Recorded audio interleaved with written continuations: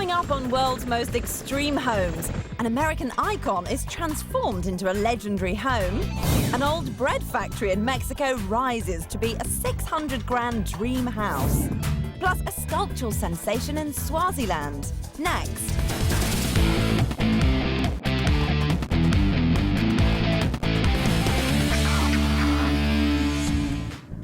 Hi, I'm Victoria Hollingsworth, and judging by that skyline behind me, there are no prizes for guessing what city our first house is in. We are, of course, in the United States of America, in the iconic city of New York.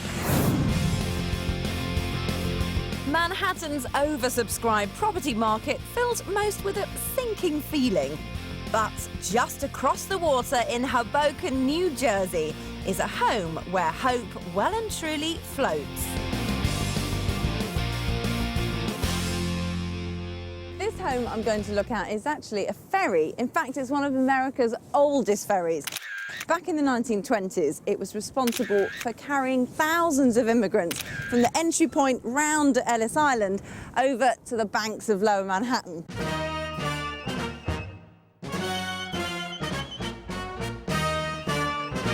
Built in 1907 as a luxury steam ferry, the Yankee is now New York's most buoyant abode.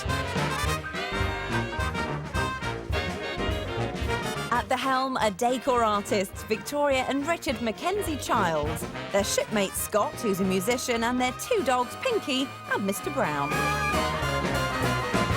Hello! Welcome. I'm Victoria. Another Victoria. Hi, welcome. That's all you need in this weather. Yes.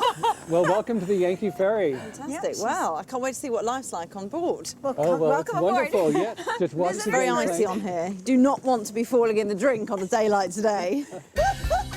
Across the road for safety.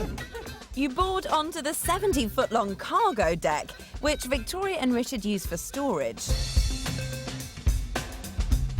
Carry on through and you come to the main living space, once the ship's cafe. Wow!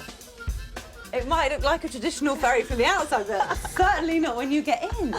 How did you even find this ferry in the first place? We felt we needed to be in New York, and it was impossible to find something with enough space for us to rattle around in. And so we thought, let's not think of home as being a certain kind of structure. Just open up thought and duck. The Yankee Ferry cruised into Victoria and Richard's life in 2003 when they bought her from an antiques dealer who had rescued her from the scrapyard.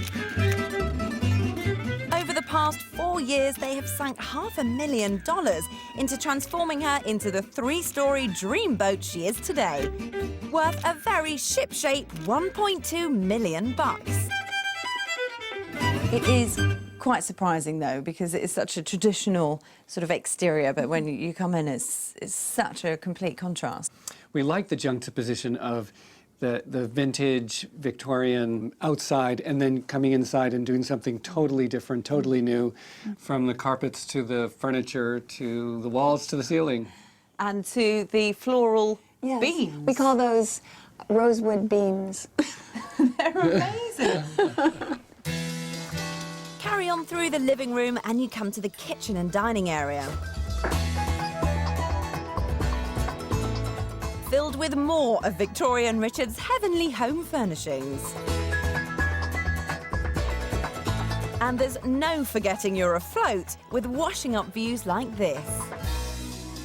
Head back through the living room and you come to the master bedroom. What a very cosy cabin you've got here. Wow. Thank you.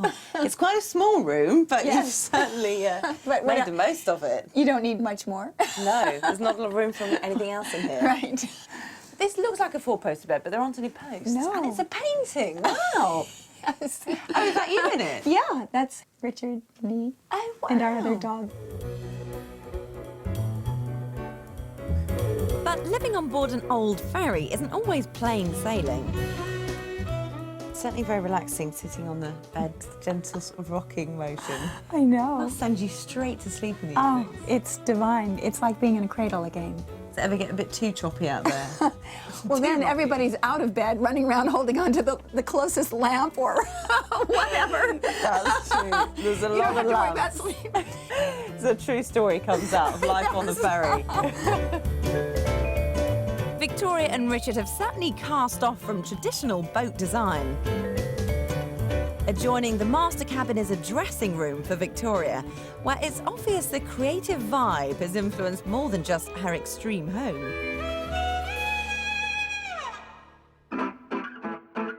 This 100-year-old sea dog carries a rich legacy. Not only is she one of the last surviving Ellis Island ferries, but she's also served in 2 world wars, plus a stint as a Statue of Liberty tour boat. And it's a history she wears with pride. Richard and Victoria have definitely left their stamp on this ferry, but it is about 100 years old, and there's still quite a number of older pieces. So this is the bathroom, and a great example is this sink. Look at this. It's got a very funky faucet. The sink was fitted during her service in World War I. Once again, the bathroom blends old with new, a winning combo. So why rock the boat? Coming up, we're back on board the Yankee to find out how to make all your dinner parties go with a swing.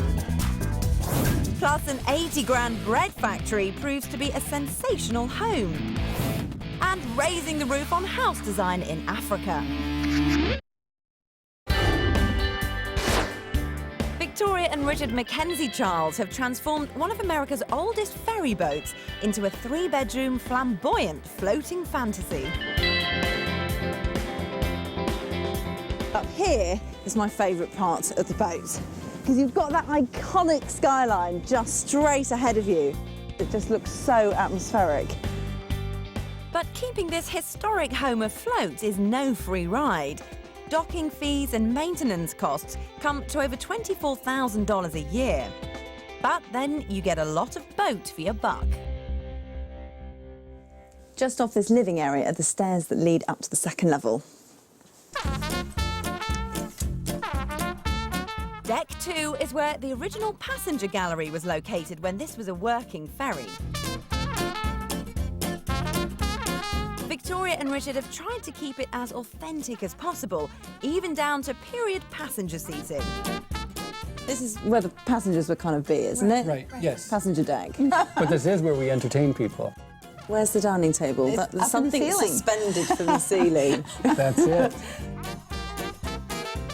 A 12-foot dining table is lowered from the rafters, joined by rows of wooden benches, a chandelier, 2 hanging chairs, and some adornments to transform this vast space into New York's most delectable dining room.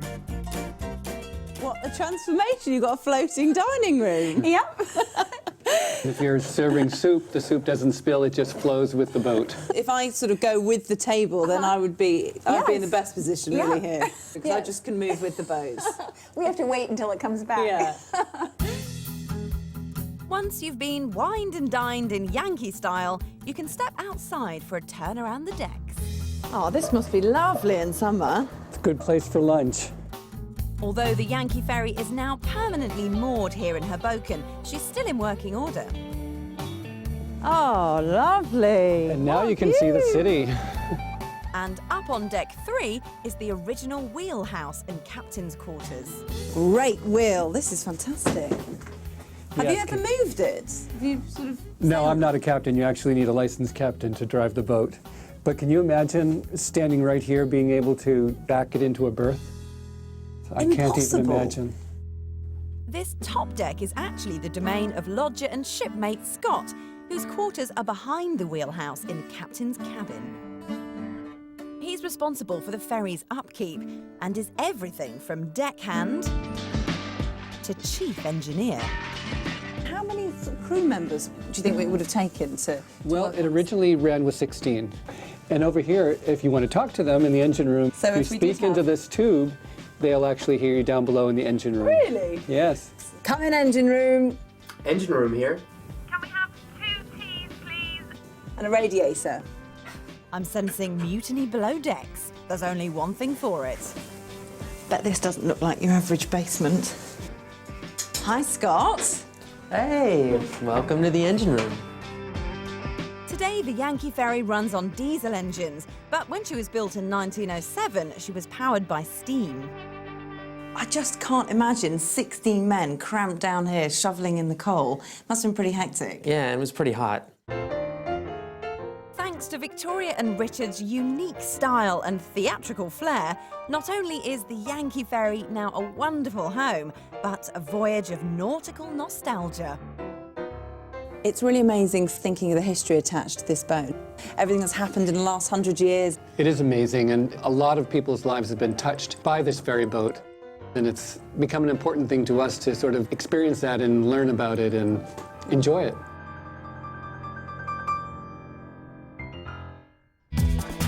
Up next, an old bread factory in Mexico is now a high-flying house. Plus, a wild wilderness home for just $10,000.